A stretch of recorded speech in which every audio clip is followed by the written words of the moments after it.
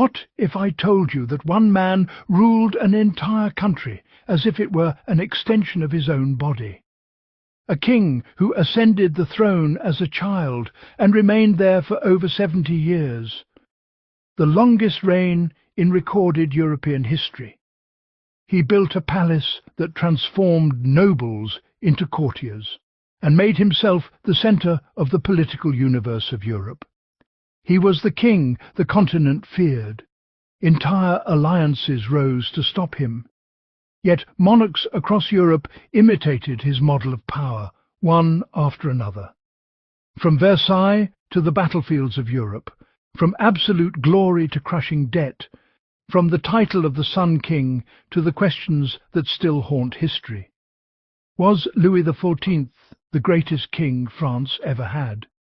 Or did he create an empire of illusion that crumbled soon after his death? This is not just the story of a king. It is the story of power at its absolute zenith, and of Europe when it revolved around a single sun.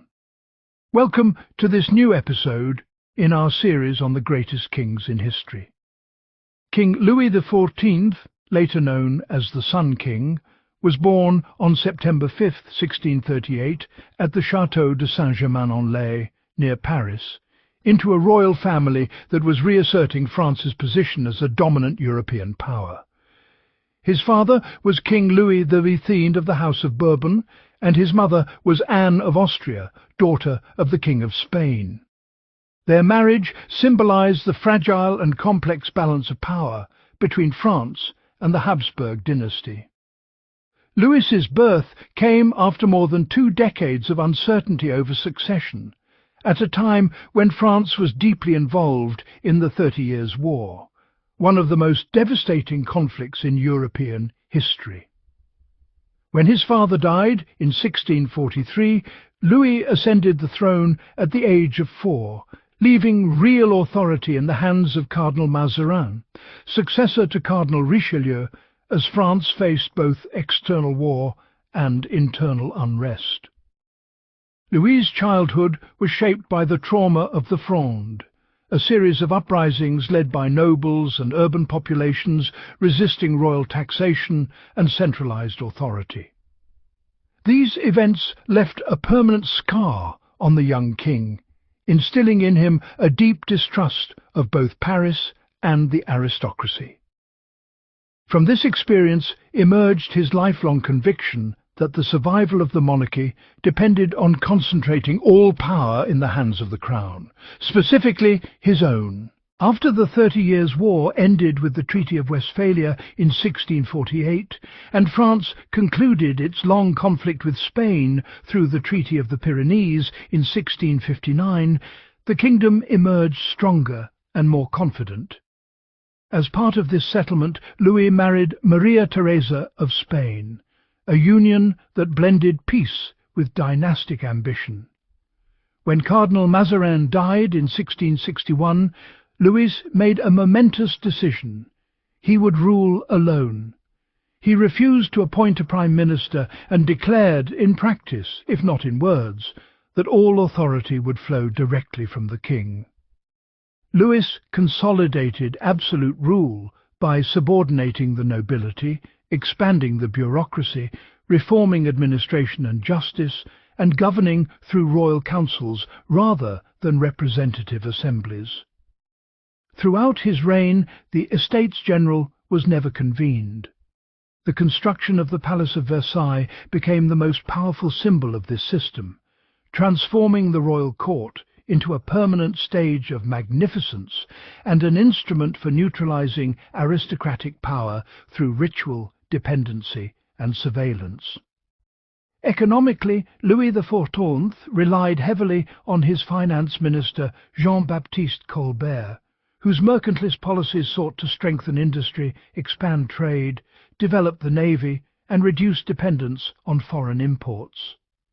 These reforms generated immense resources, enabling France to finance grand construction projects, maintain Europe's largest standing army, and pursue overseas expansion in Canada, the Caribbean, and Louisiana, competing directly with England and the Dutch Republic. In 1667, Louis launched the War of Devolution, claiming parts of the Spanish Netherlands based on the so-called right of devolution, a legal principle tied to his wife's inheritance rights. The war was short but revealing.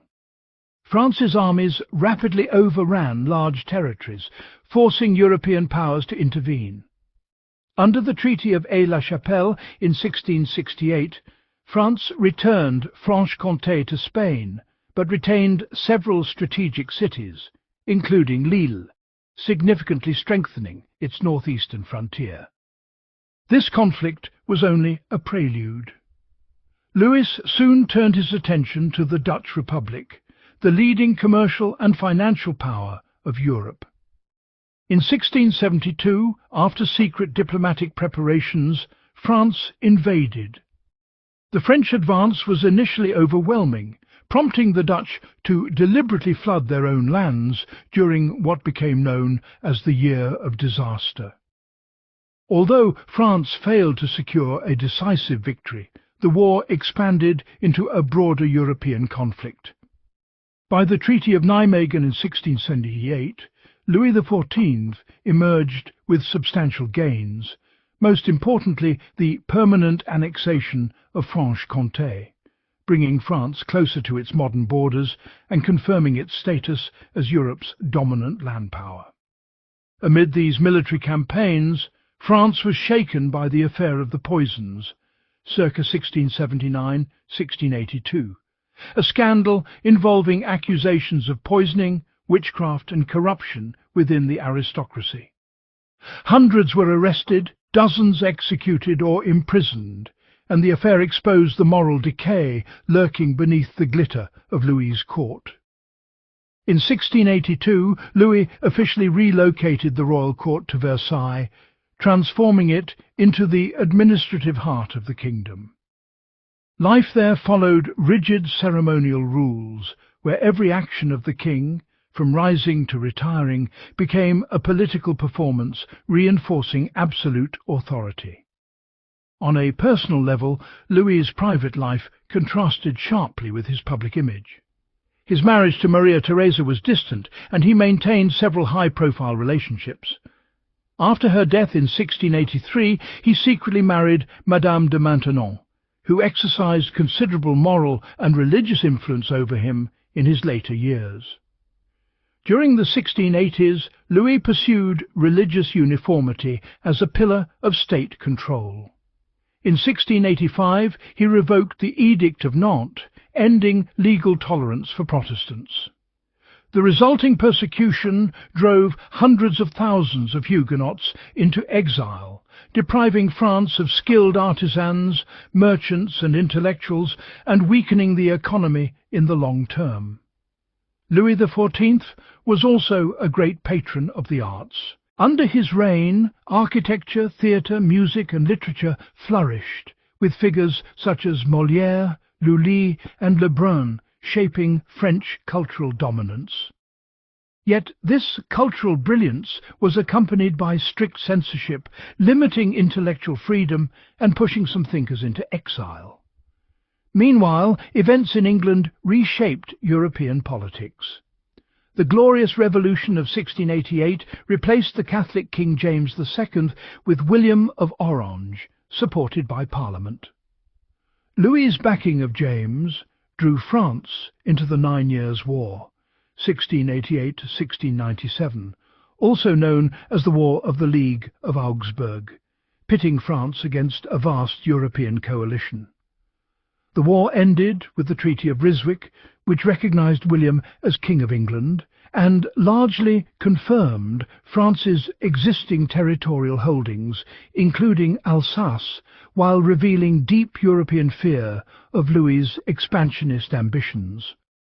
In his final years, Louis faced severe health problems, but remained focused on the looming Spanish succession crisis.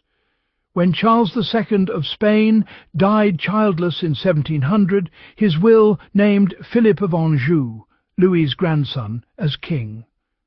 This decision shattered the European balance of power and ignited the War of the Spanish Succession.